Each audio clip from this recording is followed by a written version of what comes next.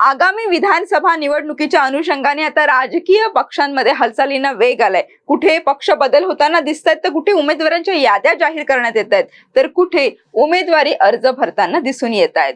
काल 24 ऑक्टोबर रोजी किसन कथोरे जे मुरबाड विधानसभेचे उमेदवार आहेत, त्यांनी त्यांचा अर्ज दाखल केला। यावेळी विनोद तावडे यांची प्रमुख उपस्थिती होती आणि उमेदवारी अर्ज दाखल करत असताना विनोद तावडे यांनी एक सूचक वक्तव्य केले। नेमकं ते काय म्हणाले तेच आपण या व्हिडिओच्या माध्यमातून जाणून घेणार आहोत। नमस्कार, मी किशोरी घायवट आणि आपण पाहताय टाइम महाराष्ट्र।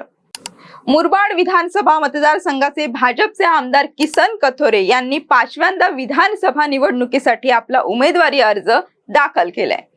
बदलापूर येथील निवासस्थानाहून निघाल्यापासून तर मुरबाड पर्यंत प्रवासात त्यांना हजारोंच्या संख्येने समर्थक जोडले गेलेत। मुरबाड शहरामध्ये भव्य रॅली काढण्यात आली होती। यावेळी महायुतीतील विविध घटक पक्षांचे पदाधिकारी उपस्थित होते, मात्र शिवसेनेचे बदलापूर शहरातील प्रमुख पदाधिकाऱ्यांची त्यावेळी अनुपस्थिती होती। शिवसेनेच्या वामन म्हात्रे यांनी अपक्ष म्हणून लढण्याचे संकेत दिले आहेत आणि मात्र यावेळी बोलताना विनोद तावडे यांनी वामन म्हात्रे यांचे बंधू शिक्षक आमदार ज्ञानेश्वर म्हात्रे यांना उद्देशून पुढच्या वेळी वामन म्हात्रे पण सोबत हवेत। लोकसभा निवडणुकीत 400 पार भोवले, त्यामुळे यंदा गाफील राहू नका। मतदारांना मतदान केंद्रापर्यंत पोहोचवण्यासाठी कार्यकर्त्यांनी प्रयत्नशील राहण्याचे आवाहन यावेळी विनोद तावडे यांनी केले। तसेच किसन कथोरे यांना लाखोंच्या मताधिक्याने निवडून द्या, ते तुम्हाला राज्याच्या मंत्रिमंडळात दिसतील, असं सुद्धा तावडे म्हणाले। मला माझाच विक्रम मोडायचा आहे, असं किसन कथोरे यांनी यावेळी स्पष्ट केलं। आता गटातटाचे उद्योग थांबले, माझा संघर्ष कुणाशी नाही, फक्त विकासाशी आहे। तुमचा आमदार कधीही ठेकेदार झाला नाही, विरोधी पक्षांना उमेदवार मिळाला आहे की ठेकेदार, असा टोला सुद्धा राष्ट्रवादी काँग्रेस शरद पवार पक्षाचे उमेदवार सुभाष पवार यांना किसन कथोरे यांनी लगावलाय। यासोबतच वडिलांना पराभूत केलंय, यंदा मुलाला भुईसपाट करणार असं म्हणत ये तो सिर्फ झाकी है, आगे बहुत कुछ बाकी है, असा नारा किसन कथोरे यांनी दिलाय। राष्ट्रवादी काँग्रेस शरद पवार पक्षात प्रवेश केल्यानंतर सुभाष पवार यांनी माध्यमांशी संवाद साधला। विद्यमान आमदार किसन कथोरे यांना भाजपातून उमेदवारी जाहीर झाल्यानंतर सुभाष पवार यांनी शिवसेनेला जय महाराष्ट्र करत राष्ट्रवादी काँग्रेस शरदचंद्र पवार या पक्षात प्रवेश केला। त्याच वेळी पवार कथोरे यांच्या विरुद्ध मुरबाड विधानसभा मतदारसंघातून निवडणूक लढणार हे स्पष्ट झाले होते। त्यानंतर त्यांना उमेदवारी सुद्धा जाहीर करण्यात आली। प्रवेश होताच पवार यांनी कथोरे यांच्यावर विविध विषयांवर टीकास्त्र उगारलं।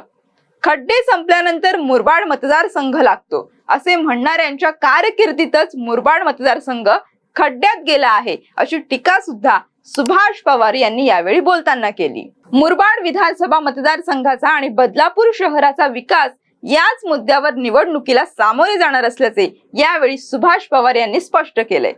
गेल्या 15 वर्षांच्या कारकिर्दीत मुरबाड विधानसभा मतदारसंघाचा अपेक्षित विकास झालेला नाही। मुरबाड शहरातील MIDCतील अनेक उद्योग निघून गेलेत, त्यामुळे मुरबाडमध्ये तरुणांना रोजगारात वाढ झालेली नाही, ही वस्तुस्थिती आहे। याकडे सुभाष पवार यांनी लक्ष वेधलंय। मुरबाड विधानसभा मतदारसंघाचे 4 वेळा आमदार झालेले गोटीराम पवार यांनी प्रतिनिधित्व केलं होतं। गोटीराम पवार यांच्या कुटुंबियांना मानणारा मुरबाड तालुक्यात एक मोठा वर्ग आहे, त्यामुळे महायुतीच्या विजयाच्या समीकरणांना धक्का पोहोचणार आहे।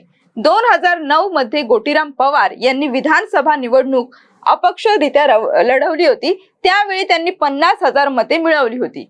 गोटीराम पवार यांचे पुत्र सुभाष पवार यांनी जिल्हा परिषदेचे उपाध्यक्ष पद भूषवले आहे। त्याचबरोबर त्यांनी शिवसेनेची संघटना मुरबाड तालुक्यात वाढवण्यात मोलाचे योगदान दिले होते। मात्र आता पक्षांतर केल्यामुळे महायुतीला धक्का बसणार आहे।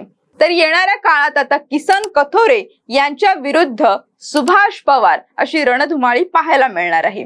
यासोबतच लोकसभा निवडणुकीमध्ये कपिल पाटील हे जेव्हा उमेदवार म्हणून उभे होते, त्यासोबतच भिवंडी मतदारसंघातून राष्ट्रवादी काँग्रेस पक्षाकडून बाळामामा म्हात्रे होते, तर अपक्ष उमेदवार म्हणून निलेश सांबरे उभे होते आणि या तिघांची लढत जेव्हा झाली त्यावेळी कपिल पाटील यांना हरवण्यासाठी मुरबाड विधानसभेचे आमदार किसन कथोरे यांनी रणनीती आखली होती असा आरोप कपिल पाटील यांनी केला होता. त्यामुळेच या लोकसभा निवडणुकीमध्ये कपिल पाटील पराभूत झाले आणि बाळामामा म्हात्रे यांचा विजय झाला होता. तर ह्या सर्व लोकसभा निवडणुकीत जो पराभव झाला हीच गोष्ट लक्षात ठेवून आता किसन कथोरे यांच्या विरुद्ध कपिल पाटील कोणता डाव आखणार का हे पाहणं सुद्धा महत्वाचं ठरणार आहे. तर सध्याची ही जी काही राजकीय स्थिती आहे, तर आता ज्या प्रकारे किसन कथोरे यांनी वक्तव्य केले की आता मी वचपा काढणार आहे, तर जे आधी पराभव केलेला होता वडिलांचा आणि आता मुलाच्या विरोधात उभं राहिल्यानंतर आता हा पूर्ण मी एक बदला घेणार असल्याचं त्यांनी जे वक्तव्य केले याबद्दल तुम्हाला काय वाटते? तसेच मुरबाड विधानसभेतील जी ही बाजी आहे ती कोण मारणार आहे याबद्दलचं तुमचं मत काय आहे हे आम्हाला कमेंटद्वारे नक्की कळवा. आणि अशाच नवनवीन आणि ताज्या अपडेटसाठी पाहत राहा टाइम महाराष्ट्र. धन्यवाद.